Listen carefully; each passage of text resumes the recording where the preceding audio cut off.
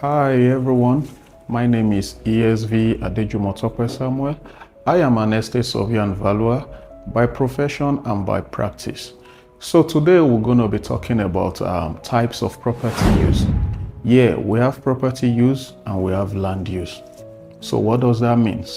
It simply means that the usage that a land is put into, that is the land use. The usage that the property is put into, that is the property use. So there's land use, there's property use. So, but I'm going to be talking about the types of property use that we have for the purpose of this video. You see what I mean? So property use, like I've said, is the use in which such property is put into. So the types of property use that we have, I know the most popular one that everyone knows is residential use. So under the types of property use, we have the residential use. And the residential use, what are the forms of residential usage in property that we have? Yeah, we have something like tenement house locally.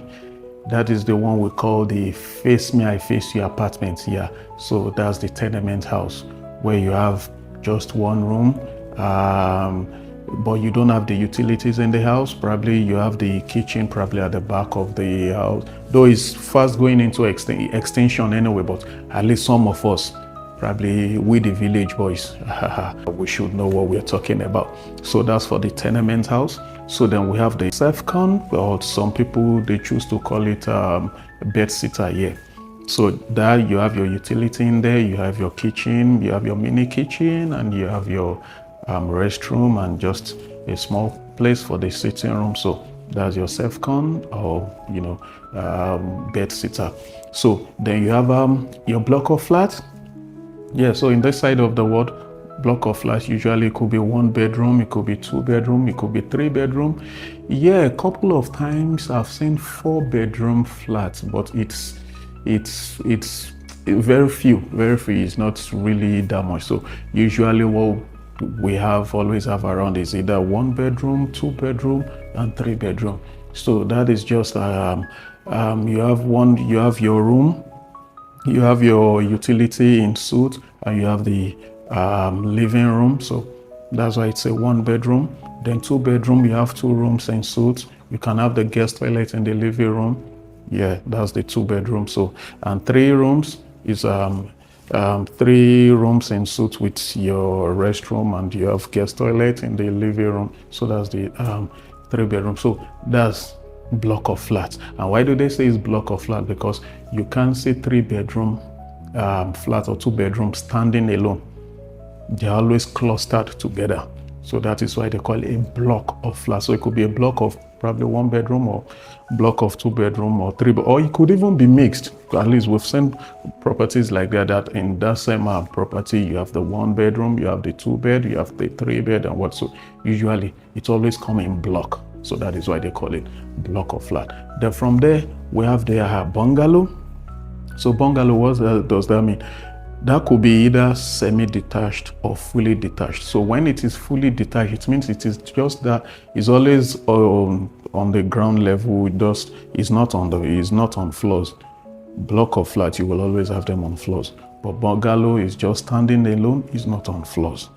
So you have that. It could be 2 bedroom, it could be 3 bedroom, and if it's just sitting alone in the compound, you have spaces to the right, you have spaces to the left. So that means it is detached. It's like when you detach something, so it's standing alone. So that's detached. And it could be semi-detached. Probably there's a fence, probably a linear fencing that is demarcating that property from the next property.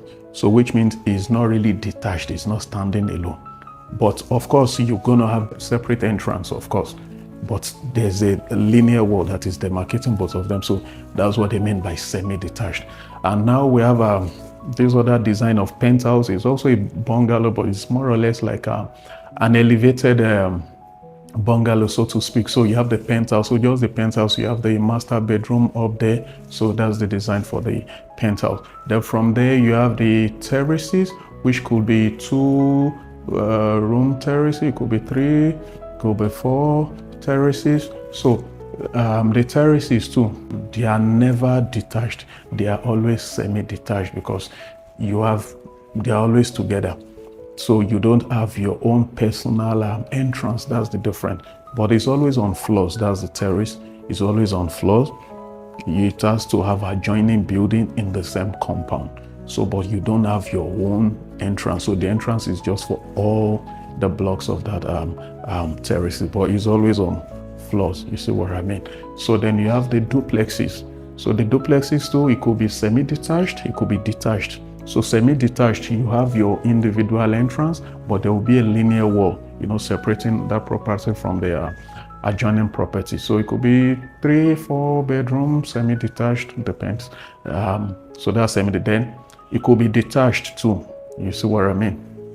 It could be detached. So that means you have your own entrance, and the property is detached, it's standing alone. You have space to the right, you have space to the left, you have space in the back. So it's detached, it's sitting alone. So and it's always on floors as well. So that's duplex. Then you have the merge unit. So that's like an extended duplex. So it's always comes from 3 floors. That's merge unit. So like it's way more construction details than the usual duplexes. So it is always detached.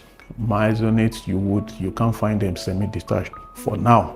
Probably as designs are going, we can still look at them, but for now they always are detached. So those are the ones on the residential. So maybe in our subsequent videos we're going to talk about the other property use, like the commercial properties, like the agricultural properties, like the specialized property, like the institutional property, and all of that in the subsequent video. And that's me, and I will be signing out.